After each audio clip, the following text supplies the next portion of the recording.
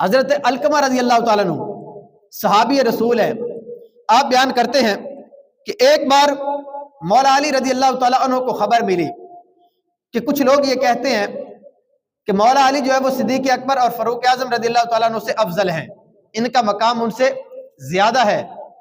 تو سیدنا علی المرتضیٰ شیر خدا کرم اللہ تعالیٰ وجہہ الکریم منبر پر تشریف لے کر آئے۔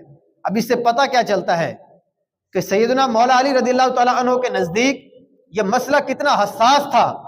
انہوں نے دو چار لوگوں کے اندر یہ بات بیان نہیں کی کہ میں اپنا موقف ان لوگوں کو بتا دیتا ہوں، بات ختم ہو جائے گی، بلکہ آپ نے اس مسئلے کی حساسیت کو سمجھتے ہوئے منبر پر تشریف لے کر گئے، وہاں پر خطبہ دیا اور بعد میں کیا فرمایا؟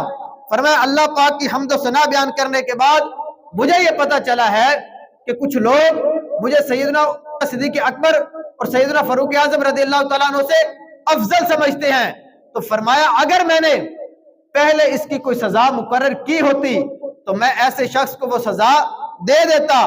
آج کے بعد اگر میں نے یہ سنا کہ کسی شخص نے مجھے صدیق اور فاروق کے اوپر فضیلت دی ہے تو فرمایا ایسا شخص الزام تراشی کرنے والا ہے، اور دین اسلام کے اندر الزام لگانے والے کی سزا 80 کوڑے ہے۔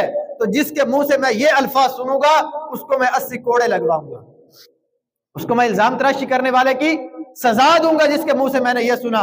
اور حضرت ابو جحیفہ رضی اللہ تعالیٰ عنہ یہ مولا علی رضی اللہ تعالیٰ عنہ کے قریبی ساتھیوں میں سے تھے اور صحابی رسول بھی ہیں۔ آپ یہ سمجھتے تھے کہ مولا علی رضی اللہ تعالیٰ عنہ سارے اصحاب میں افضل ہیں، اور انہوں نے کئی بار اس کا اظہار بھی کیا۔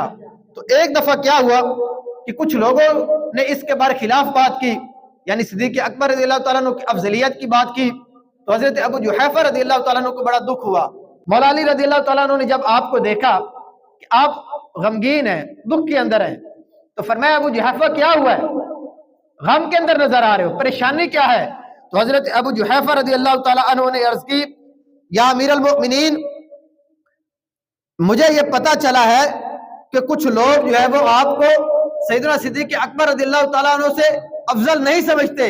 تو سیدنا مولا علی رضی اللہ تعالیٰ عنہ نے فرمایا کیا میں تمہیں نہ بتا دوں کہ امت کے اندر نبی کریم علیہ السلام اور انبیاء اور مرسلین کے بعد سب سے افضل کون ہیں؟ تو سیدنا مولا علی رضی اللہ تعالیٰ عنہ نے خود ہی فرمایا کہ امت میں سب سے افضل ابو بکر صدیق ہیں، ان کے بعد عمر فاروق رضی اللہ تعالیٰ عنہ تمام اصحاب میں افضل ہیں۔ یہ خود مولا علی رضی اللہ تعالیٰ عنہ نے اپنا موقف منبر پر کھڑے ہو کر بھی بیان کیا، اور اگر کسی کے دل میں اس بارے میں کوئی غلط فہمی تھی، ان کو پتہ نہیں تھا، تو سیدنا مولا علی رضی اللہ تعالیٰ عنہ نے ان کا مسئلہ بھی کلیئر کر دیا۔ فرمایا کہ انبیاء اور مرسلین کے بعد تمام مخلوق میں، بلکہ پچھلی جتنی مخلوقات گزری ہیں، سارے انبیاء کی امتوں میں، نبی کریم علیہ السلام کی امت میں سب سے افضل ہستی سیدنا ابو بکر صدیق رضی اللہ تعالیٰ عنہ کی ہستی ہے۔